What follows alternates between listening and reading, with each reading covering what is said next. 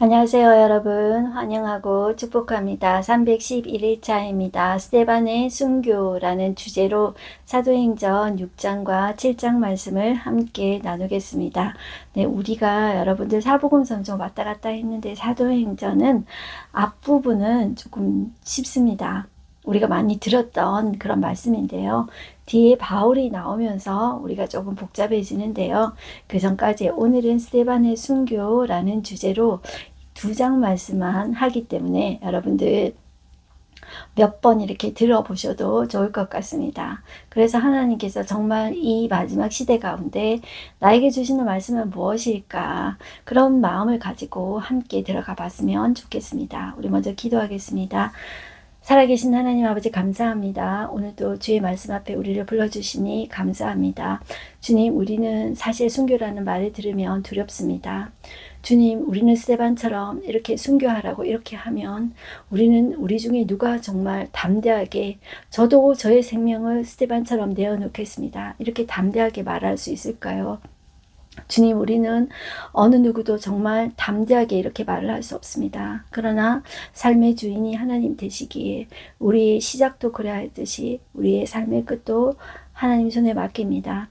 이 시간에도 주님께서는 생명의 주인이신데 이 의인의 죽음, 이 스데반의 죽음을 정말로 귀하게 보셨습니다. 그것을 우리가 오늘도 그 현장 속으로 들어가서 보게 하여 주시옵시고, 그것은 죽음으로 끝나는 것이 아니라 많은 파장을 일으키고 하나님께서 이 스데반의 죽음을 귀하게 쓰신 것을 우리는 볼 수 있습니다. 오늘도 주님 말씀하여 주시옵시고, 이 시간에도 주님께서 친히 역사해 주십시오. 예수님의 이름으로 기도드렸습니다. 아멘. 네, 오늘 이 스데반의 순교를 보겠는데요. 우리가 순교 그러면 참 부담스럽죠. 나보고 순교하라 그럴까봐 참 부담스러운데, 하나님께서 우리에게 부담스러운 사람에게 이렇게 주시지 않습니다. 아무에게나 순교하라 그러는 거 아니기 때문에 우리가 이것을 통해서 하나님께서 어떻게 보이지 않는 손이 역사하시는지 그것을 우리는 한번 살펴보겠습니다. 그리고 우리의 생명은 내가 정말 이 살기 위해서 발버둥 친다고 생명이 유지되는 것이 아니라 생명의 주관자는 하나님이십니다.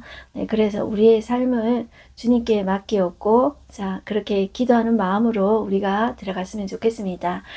이 누가는 사도행전에서 두 사람으로 구도를 잡는다고 했습니다. 베드로를 중심으로 예루살렘 교회가 급격히 부흥하게 되죠. 그러면서 예수님을 잡아 죽인 사람들이 이 베드로부터 시작해서 예수님의 이 제자들 가만히 두지 않겠죠. 외적인 핍박이 있었습니다. 오늘은 어떤 부흥을 하게 되면서 내적인 문제가 생겨나게 됩니다. 그 문제를 우리가 다뤄보겠고요. 그것 때문에 이 초대교회에 7명의 안수 집사님을 세웁니다.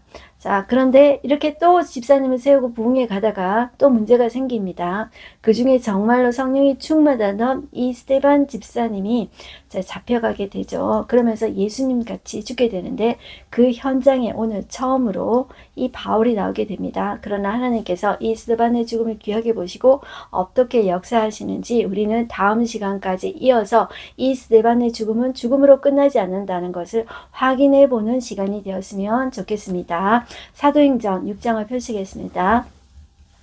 여기에는 이제 이번에 외적인 핍박이 아니라 교회가 부흥하면서 내적인 문제가 생기게 되는데, 이것이 어떤 문제냐 하면 그 예루살렘 교회가 크게 이렇게 있었던 것이 아닙니다. 베드로가 설교를 잘해서 3,000명, 5,000명 남자만 그렇게 회개하고 주의 교회를 세운 것이 아니라 가정교회 형태로 이렇게 모인 것입니다. 그런데 그 예루살렘 교회의 구성원들을 보면 히브리 유대인들이 있습니다.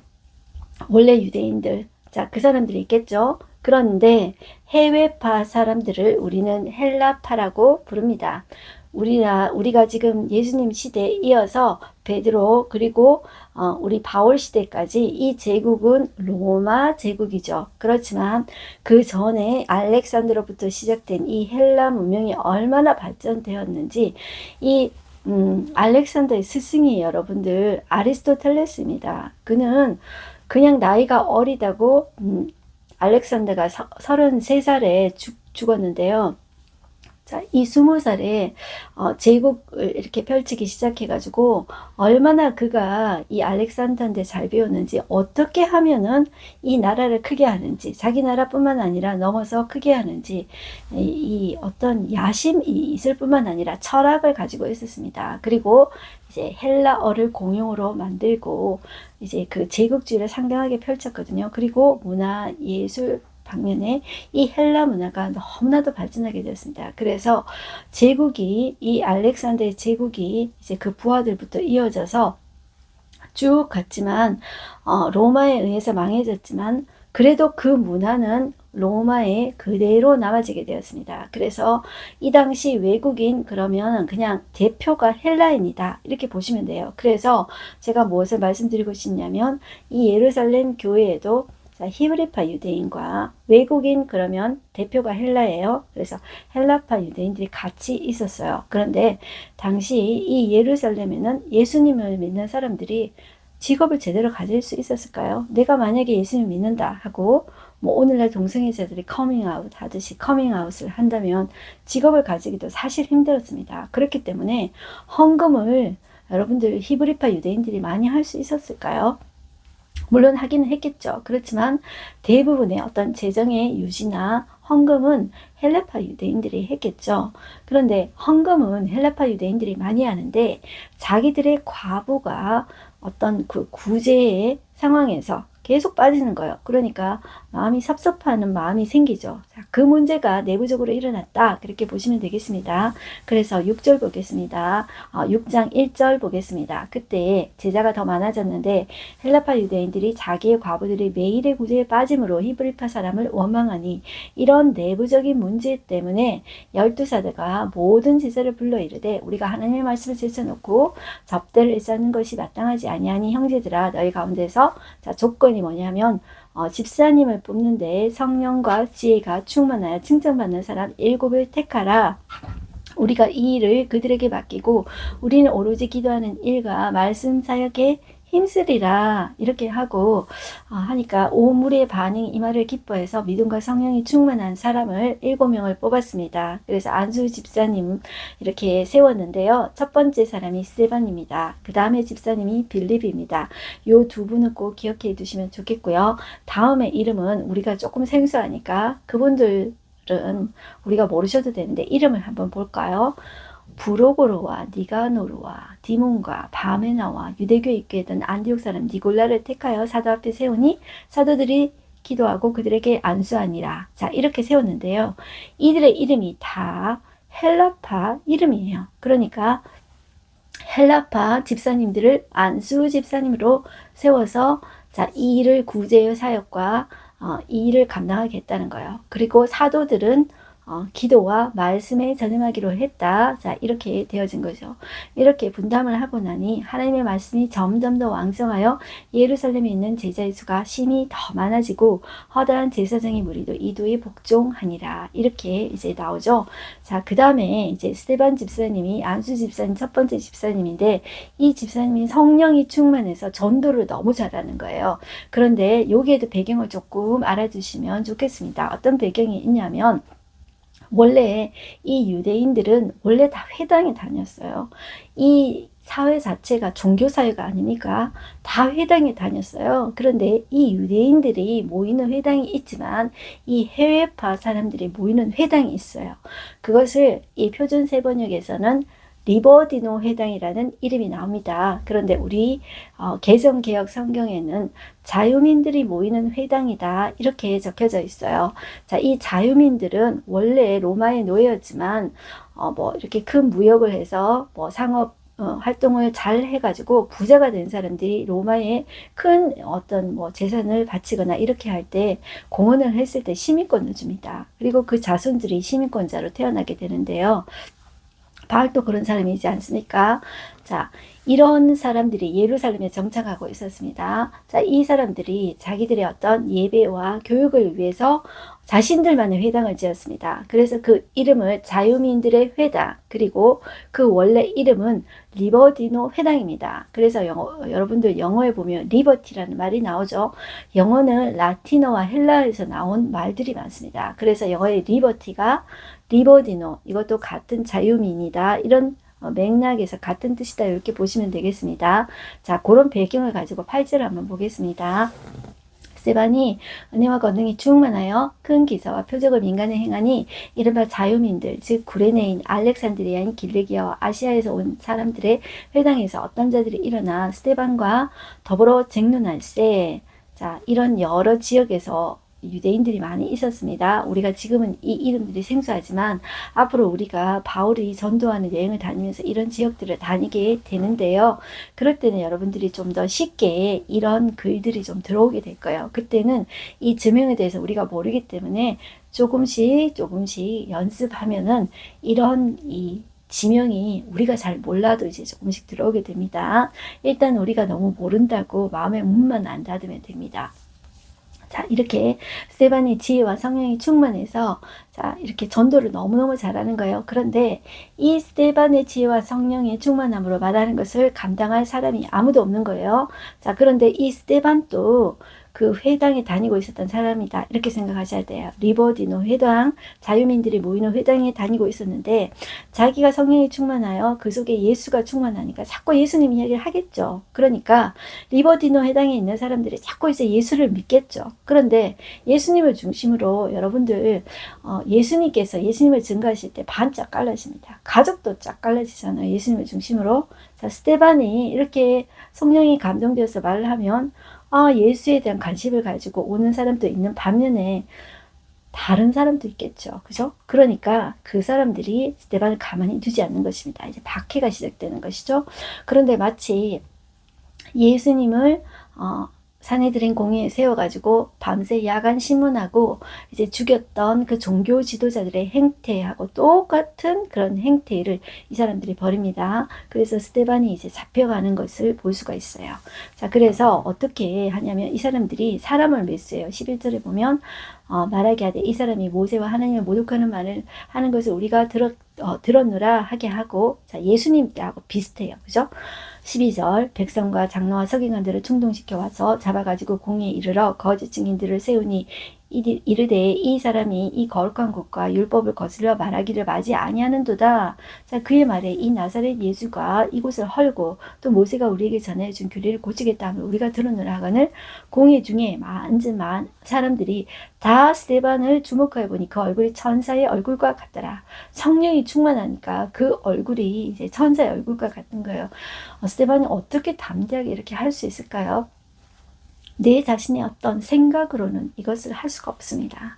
그 안에 성령이 충만하니까 할 수가 있는 거예요. 그래서 우리가 이 마지막 때 예수 이름만 꺼내도 박해받는데 우리는 예수 이름도 못 꺼내겠다, 이렇게 생각하잖아요. 그런데 내가 내 힘으로는 할 수 있는 게 아니에요. 예수의 증인되는 게 성령이 내 안에 충만하게 다스릴 때 그냥 내가 저절로 이렇게 되어지는 거예요. 스데반처럼.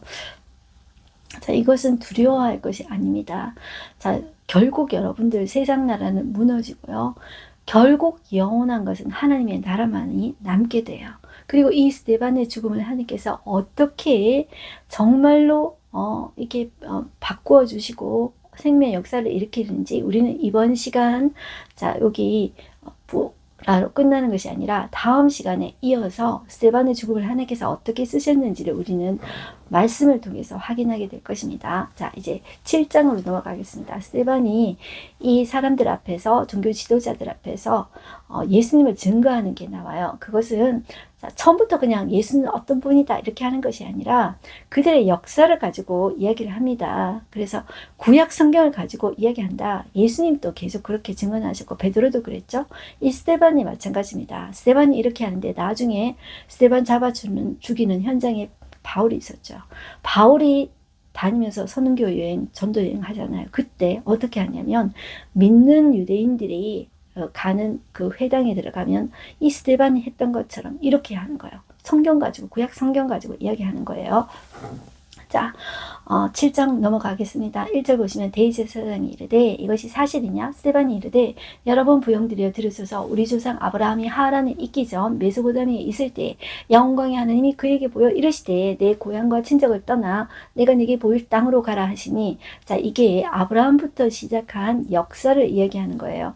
그래서 우리가 창세기부터 시작해서 그들의 국부 아브라함부터 시작해서 쭉 이어서 나오겠죠. 그래서 우리는 창세기, 출애굽기 이렇게 쭉 했던 거 아시죠? 자, 민수기, 그다음에 여호수아, 사사기, 그 다음에 사무엘 상하, 그 다음에 누구하고 연결시키냐면 다윗하고 연결시키고, 다윗 이후에 솔로몬이 성전을 짓잖아요. 자, 이 솔로몬 이후에 그 여자들을 1000명이나 얻게 되어서 우상숭배가 시작되잖아요. 그때 하나님께서 예언자들을 우르르 많이 보내시잖아요. 그들이 하나님의 말씀을 예언하게 되는데, 이 왕들과 사람들이 그 예언자들을 정말로 비참하게 죽입니다.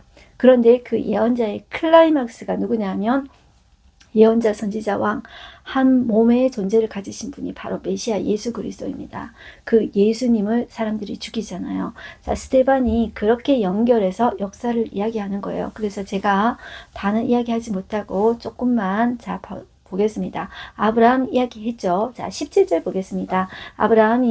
하나님이 아브라함에게 약속하신 때가 가까움에 이스라엘 백성이 애굽에서 번성하여 많아졌더니 요셉을 알지 못하는 새 임금이 애굽 왕이 울음에 그가 우리 족속에게 교활한 방법을 써서 조상들을 괴롭게 하여 그 어린아이들을 내버려 살지 못하게 하려 할세. 그때 모세가 났는데 하나님 보시기에 아름다운 치라. 이렇게 나오죠. 출애굽기 내용 나오죠. 자, 하나님께서 출애굽기를 통해서 이스라엘의 구원 역사를 쓰시고 계시죠. 그러니까 제가 출애굽기 할 때도 말씀드렸는데, 출애굽기는 그 종된 그 삶에서 이스라엘 백성, 하나님의 백성을 구해내는 구원의 과정을 스토리를 통해서 이야기하고 있어요. 그런데 자, 우리는 하나님께서 내 삶도 빨리빨리 구원해 주시기를 원하는데요. 하나님이 그 모세를 정말 성숙한 사람, 그리고 왕자일 때 글을 쓰신 것이 아니라 힘 다 빠졌을 때, 할아버지 때 쓰세요. 그리고 또 아기로 태어나게 하시죠. 그리고 예수님도 구원자 성인으로 탁 태어나게 해가지고 강력한 하나님의 나라 만들면 얼마나 좋겠습니까? 그런데 이게 우리 생각이고요. 하나님은 아기부터 시작해요. 그러니까 인간의 힘으로부터 시작하는 것이 아니에요. 하나님의 나라는 인간의 힘이 다 빠졌을 때 하나님께서 역사하기 시작해요. 우리도 어떻습니까? 하나님 빨리 우리를 구해주세요. 구원해주세요. 하는데 하나님은 거북이보다 더 느린 거예요. 이제 아기 나가지고 어느 천에 훈련하고 단련시켜가지고 지도자 만들어요. 그런데 하나님은 우리의 방법하고 달라요. 그래서 우리는 우리의 시간과 내가 답을 정해놓고 하는 것이 아니라 나를 다 내려놔야 돼요. 나를 다 내려놓고 하나님께서 하시옵소서. 그렇게 하실 때 하나님의 때 하나님의 방법으로 하나님의 역사하시는 것이죠. 자, 그리고 모세 이야기가 나오는데 36절로 가겠습니다. 이 사람이 백성을 인도하여 나오게 하고, 자, 모세가 백성 인도해서 나오게 했죠. 그것도 40세 때 힘 있을 때 한 것이 아니라 할아버지 80의 나이에 백성을 인도하여 나오게 하고 40년간 광야 생활했죠. 애국과 홍해와 광야에서 40년간 기사와 표적을 행하였느니라. 이렇게 이야기하죠. 자, 37절에 보시면 이스라엘 자손에 대하여 하나님이 너희 형제 가운데 나와 같은 선지자를 세우라 하던 자가 곧 이 모세라 이야기하고 있죠. 우리 나와 같은 선지자, 이게 지난번에 나왔었죠. 신명기 18장 15절에 이 모세가 말한 나와 같은 선지자는 자, 바로 메시아를 이야기한다고 그랬어요. 그게 바로 예수님이세요. 자, 그렇게 말을 하고, 자, 그 다음에 우리가 조금 어려운 말이 있어요. 자, 광야에서 이스라엘 백성들이 40년간 희생과 제물을 드렸었는데, 자, 이 사람들이 자꾸 이제 틈만 나면 우상숭배를 해요. 자, 하나님의 백성으로 만드신 것은 하나님을 섬기게 하기 위함이잖아요. 세상 모든 나라는 이 창조주 하나님을 몰라요. 그래서 이스라엘을 택하신 이유가 창조주 하나님을 가르쳐 주시고, 그 하나님은 창조하고 그냥 버려두신 분이 아니라 우리에게 관심을 가지시고 우리를 돌보시고 우리를 사랑하시는 하나님이고, 죽을 수밖에 없는 우리를 구해 주시러 오시는 그런 하나님이다. 그것을 이스라엘 민족을 통해서 말하고 싶었다는 것이죠. 그런데 이스라엘 민족도 똑같이 이제 우상을 섬겼던 것이죠. 자, 예를 들어서 43절 보시면 몰록의 장막과 신 레판의 별을 만들었으며 이것은 너희가 절하고자 하여 만든 형상이로다. 내가 너희를 바벨론 밖으로 옮기리라 함과 같으니라. 자, 이런 말씀을 하죠. 몰록이라는 게 암몬 자손과 가나안 자손들이 섬겼던 신인 거 여러분들 들으셨죠? 자, 여기는 어린아이를 제물로 바쳐가지고 인신 제물로 쓴다 그랬죠. 자, 노수로 다 만들고, 자, 노수로 만들고 머리는 황소머리, 속은 딱 비어가지고 여기에 막 불을 막 지핀다 그랬죠. 어린아이를 자, 양손에 막 올리고 제물로 쓰는데 애기들이 막 우니까 그 소리를 자, 덮으려고 제사장들이 막 북으로 큰 복을 칩니다. 그렇게 해서 이제 그 우상 몰록신에게 드리는 거예요. 자, 그래서 우리가 왜 므낫세 같은 경우에도 그런 거 배워가지고 사람을 인신제사로 썼다 그랬죠. 그 하나님께서 가증하게 여기시는 거예요. 그리고 레판의 별을 만들었다 그랬죠. 이 레판의 별은 성경에서 딱 한 번 나와요. 그런데 의견이 조금 분분해요. 그래서 뭐 우리가 그냥 우상숭배라고 보시면 되는데 어떤 의견이 있냐면 이집트의 레파신이라는 게 있어요. 자, 그런 우상을 섬기기도 하고 또 바벨론 메소포타미아에서 그 별들 중에 토성 있죠. 여러분들 우리 왜 태양계 이야기할 때 수금지와 목토, 천해 할 때 그 토성 있죠. 그 별을 이제 신성시 여겨가지고 토성을 신으로 여겨가지고 이제 별 모양을 만들어서 신을 섬기는 거예요. 그러니까 자기 하느님이 있잖아요. 근데 그 하느님 믿는 것이 아니라 그 토성까지 그 별 만들어가지고 섬겼다는 것이죠.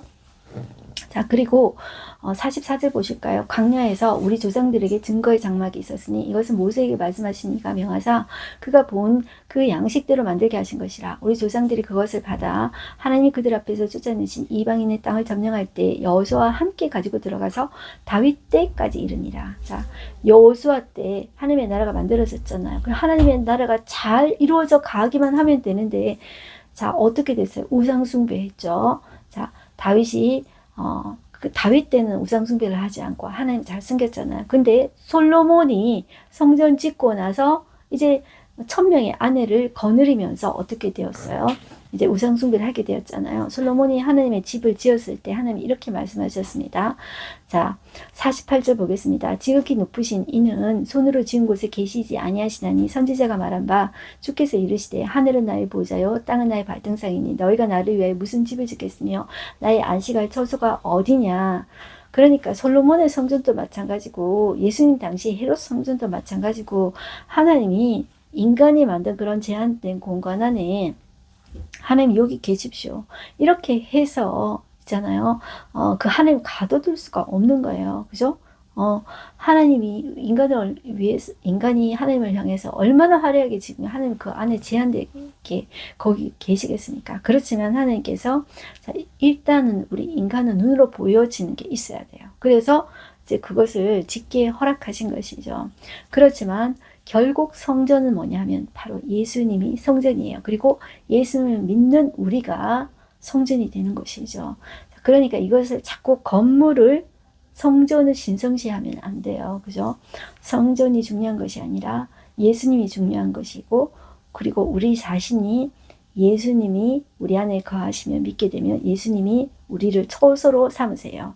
자, 그러면 우리 자신이 걸어다니는 성전이 되는 거예요. 그래서 내 생명이 귀한 거룩한 성전이 되어지는 거예요. 자, 그런데 자, 이 사람들이 우상 숭배를 하고 목이 곱고 이렇게 했다는 것이죠. 자, 그러면서 솔로몬 때 우상 숭배를 많이 하니까 하나님께서 예언자 선지자를 보내잖아요. 그런데 그 선지자들을 정말로 비참하게 죽이죠. 자, 그 선지자들의 클라이막스, 그들의 비참하게 죽은 그 의인들의 클라이막스가 누구냐면 바로 예수님이라는 것이죠. 그래서 52절 보시겠습니다. 너희 조상들이 선지자들 중에 누구를 박해하지 아니하였느냐? 의인이 오시리라 예고한 자들을 그들이 죽였고 이제 너희는 그 의인을 잡아준 자요 살인한 자가 되었나니 너희는 천사가 전한 율법을 박아도 지키지 아니하였도다. 이렇게 이야기하죠. 자, 스데반이 순교한 장면이 나오는데요. 그들이 이 말을 듣고 마음에 찔렸어요. 마음에 찔렸으면 회개해야 되는데요. 이를 갈아요. 자, 스데반이 성령에 충만하여 하늘 우러러 주목하여 자, 보는데 하나님의 영광과 예수님이 하나님 우편에 계셨는데 서신 거예요. 스데반의 죽음을 귀하게 보시고 서 계신 거예요. 자, 그것을 보고 스데반이 말합니다. 보라, 하늘이 열리고 인자가 하나님 우편에 서신 것을 보노라 한데 그들이 큰 소리를 지르고 길을 막고, 자, 일제히 그에게 달려들어서 돌로, 자, 죽을 때까지 돌로 칩니다. 그래서 58절 보시면 성 밖으로 내치고 돌로 칠세 증인들이 옷을 벗어 사울이라 하는 청년의 발 앞에 두니라.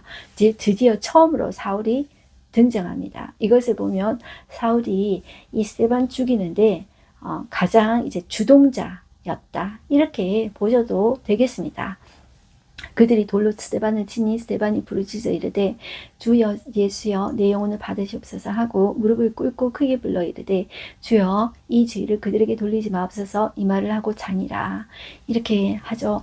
저는 이 스데반의 죽음이 정말로 어쩌면 이렇게 예수님의 죽음과 닮았을까. 그는 정말로 예수님의 사람이었다. 그러니 예수님께서 저 천상에서 스데반의 죽음을 보고 서서 그를 보고 계시는 거예요. 돌에 맞았는데도 스데반은 안 아팠을 거예요. 저는 그 우리 믿음의 선배들이, 우리 그 권사님 이야기를 제가 몇 번 한 것 같은데요.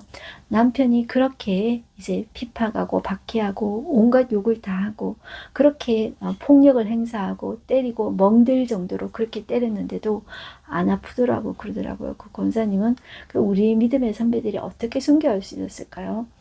그 아픈 그거는 아프게 느껴지지 않는 거예요. 그러니까 하나님의 놀라운 영광을 보니까 그걸 하는 거예요. 그러니까 우리는 아이고 나한테 그거 시킬까봐 두렵다, 그렇게 생각하지 마시고 그냥 주님께 맡기는 거예요. 그리고 이 마지막 때에 나의 힘으로 사는 것이 아니라 성령이 주신 힘으로 살아간다, 그렇게 맡기고, 그렇게 두려운 사람에게 하나님이 이런 거 안 맡깁니다. 그래서 감당할 수 있는 사람에게 맡기고, 그러니까 두려워하지 말고 우리는 내 속에 있는 그냥 나의 그 삶을 최선을 다하면서 살면 하나님께서 역사해 주시고 우리의 인생의 끝도 인도해 주실 것을 믿습니다. 그래서 우리의 생명의 시작뿐만 아니라 그 끝을 주님께 맡기는 우리가 되었으면 좋겠습니다. 자, 오늘 하루 한 절 말씀 보겠습니다. 성 밖으로 내치고 돌로 칠세 증인들의 옷을 벗어 사울이라는 청년의 발 앞에 두니라. 네, 스데반 집사님은 초대교회 최초의 순교자입니다. 핍박이 시작되니까 그리스도인들이 열방으로 흩어집니다. 그래서 사도행전 1장 8절에는 오직 성령이 너희에게 임하시면 너희가 권능을 받고 예루살렘 그리고 온 유대, 자, 넘어서 사마리아, 그 다음 땅끝까지 이르러 내 증인이 되리라 하셨습니다. 이것이 억지로 되는 것이 절대로 아닙니다. 그러니까 성령이 임한 그 사람들에게 그렇게 감당할 수 있는 사람이 되어지는 것입니다. 자, 그런데 스데반의 죽음을 그것으로 끝내지 않고 거기에 주동자였던 사울을 하나님께서 이방 선교의 그릇으로 쓰시는 그 하나님을 우리는 볼 수가 있습니다. 그래서 우리는 다음 시간에 하나님께서 어떻게 이렇게 놀랍게 역사하셔서 주동자를 변화시켜서 정말 이방 선교의 그릇으로 제목으로 쓰시는지 그것을 우리는 보게 될 것입니다. 이 바울뿐만 아니라 여러분들 하나님께서 이 사람들을 쓰시는데요, 놀랍게 쓰시는 것을 우리는 볼 수가 있습니다. 그래서 우리들의 한 번뿐인 인생을 두려움 없이 그냥 하나님께 맡기고 살아내는 우리가 되었으면 좋겠습니다. 그 바울은 그 훗날 내가 죄인 중에 괴수라고 이런 고백을 했거든요. 자, 이것은 그냥 한 말이 이제 아닙니다. 진심이었습니다. 그 바울의 바울 된 것은 바울이 원해서가 아니라 하나님의 놀라운 역사였습니다. 하나님께서 역사의 주관자 되셔서 역사를 이끌어 가십니다. 네, 기도하겠습니다. 하나님 아버지 감사합니다. 오늘도 하나님 이 초대교회 역사 가운데 하나님 아버지 부흥도 되었지만 이런 어려운 문제가 생겼습니다. 외적인 핍박뿐만 아니라 내적인 문제도 생겼습니다. 그럼에도 불구하고 하나님의 그 보이지 않는 손, 우리에게는 보이지 않습니다. 그러나 역사를 어떻게 이끌어 나갈지를 볼 수가 있습니다. 하나님 이 마지막 때도 우리가 예수 믿는다 그러면 사람들은 핍박하고 박해하고 정말 마음이 아픈 말을 합니다. 그러나 그럴지라도 역사의 주관자는 하나님이십니다. 그리고 하나님 아버지 분명한 것은 세상 나라는 아무리 화려하고 힘세 보여도 다 망한다는 것입니다. 결국 마지막 남을 영원한 나라는 하나님의 나라라는 것입니다. 우리가 그 사실을 꼭 기억하게 하여 주시옵소서. 쓰나미 같이 다 사라질 것, 하나님께서 불로 심판할 때 다 사라질 것에 우리의 마음을 전심을 다하여 노력하는 자 아니라 하나님을 위하여 하나님의 나라를 생각하면서 살아내는 우리가 되게 하여 주시옵소서. 그것을 볼 줄 아는 눈을 우리에게 허락하여 주시옵소서. 예수님의 이름으로 기도드렸습니다. 아멘. 여러분 오늘도 하나님의 자녀로 승리하십시오. 화이팅입니다.